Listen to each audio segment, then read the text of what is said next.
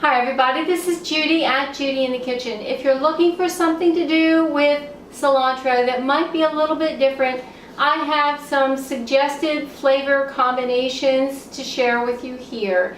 And so this might give you some ideas on something a little bit different to do with cilantro, okay? How about combining cilantro with avocado, chilies, garlic, red onions, and tomatoes?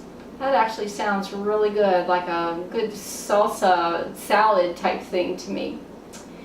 You could try combining cilantro with basil, chilies, garlic, lime, and mint to cool it off a bit.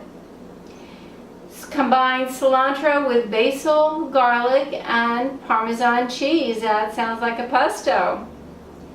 Combine cilantro with carrots, lime, and rice. That's different.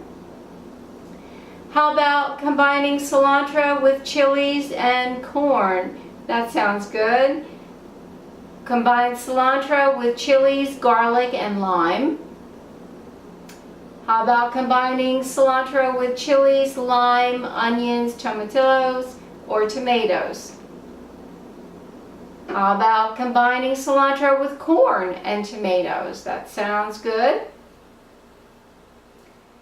How about mixing cilantro with garlic and ginger, rice vinegar, sesame, either sesame seeds or sesame oil, and some soy sauce, probably both sesame seeds and sesame oil, and some soy sauce.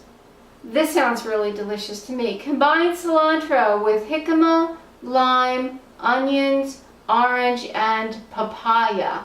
That's a twist. And then how about combining cilantro with onions and pinto beans? Or you could use whatever type of beans you like. Of course, black beans we know go really well with cilantro.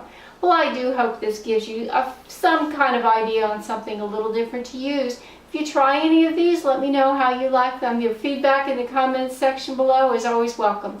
This is Judy at Judy in the Kitchen. I hope this helps. Bye now.